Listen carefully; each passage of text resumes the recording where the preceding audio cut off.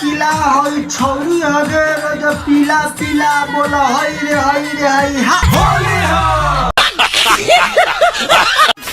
हाँ भाई लोग तो नहीं सोचत हो कि ऐसा पगला गेल भाई ऐसे काहे बोला का कि दिल्ली के लाल किला किला किला है चौरी आगे पीला पीला। तो भाई लोग तोनी के हम बता दे कि आजकल होली के सीजन चलता।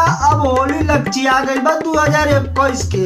तो हम सोचली है कि चलो हम यूट्यूब पर चल तनी एगो होली के गाना सुन तनी। जैसे ही हम यूट्यूब पर जाके सोचली है होली के न्यू गाना माने सर्च कर है होली के न्यू गाना। तो हमरा मालूम हमरा सामने का आइल हई देख। तो जैसे ही थंबनेलवा आइल हमर दिल तो एकदम गच हो गइल। जैसे ही थंबनेलवा पर हम क्लिक कैली ओकरा बाद कथी आइल मालूम है हमरा बुरिया में लंडा हुआ घुसादा। थंबनेल पर लिखल बा कि बुढ़िया मत चोदा। गनवा जैसे ही ओपन कैली तो कहता कि बानी चियरले हऊ लाल घुसादा राजा जी।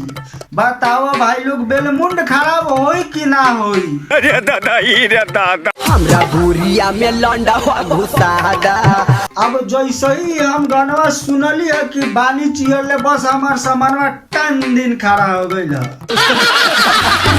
हाँ बताओ भाई लोग ऐसन ऐसन गाना सुन के ऐसन ऐसन थंबनेल देख के तोहनी के मन कैसन करी। अब बताओ साफ साफ थंबनेल पर कहता कि न घुसावा। जैसे ही क्लिक करब तो कहता आवाज चियरले बानी घुसाइए द।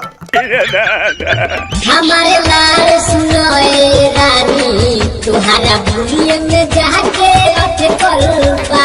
हाँ भाई लोग ऐसन ऐसन गाना सुन सुन के कुछ सिंगर लोग तो ऐसन ऐसन गाना गा देवले। सच कहिया अपन माई हारावा तारस सच कहिया अपन बहिन चोदावा तारस। बस हम यही कहम अपन माई चोदावा बसन खूब गावसन। केहू मारे केहू नैया केहू मारे धाका होलिया में भतरा बनल बटे छक्का बोलो हई रे हाँ भाई लोग एकरे के कहल जाला कि खरे लंड पर जबरदस्त धोखा।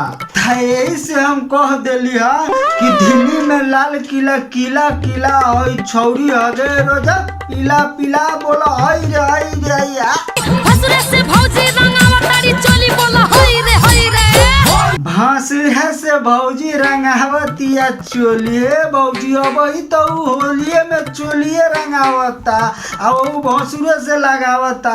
जादे हाँ न करल जाओ है कनी के रोकल ना जाओ ना है कनी कुत्तों से गार मारा ली होली के सीजन में। ऐसा ही फागुन में समझ में करत हो कि कुत्ता लोग के इलेक्शन खूब होखेला।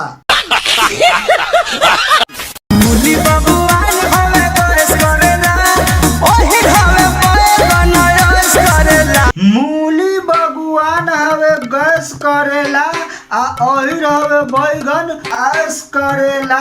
तहे भौजी तू उल्टा काहे बोला तारू। मूली गैस ना करेला गैस निकालेला चाहे ऊपर से खा चाहे नीचे से खा।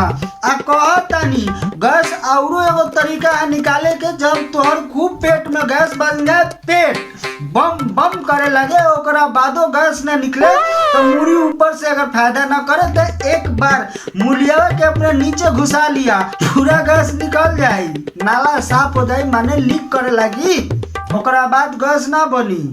बैगनवा तो शायद आगे काम आवेला ना।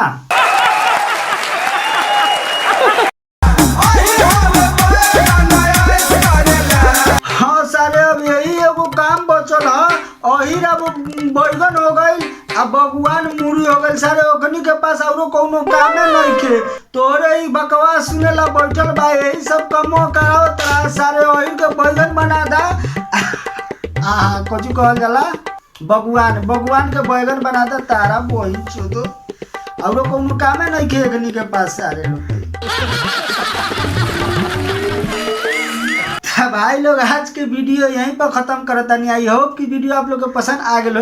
अगर वीडियो तुमको पसंद आ तो वीडियो के लाइक करिए हमारे चैनल के सब्सक्राइब करके घंटा जरूर बजा दो ताकि कोनो वीडियो डालम तो आप तो पहुंची सबसे पहले। Thank you for watching bye by.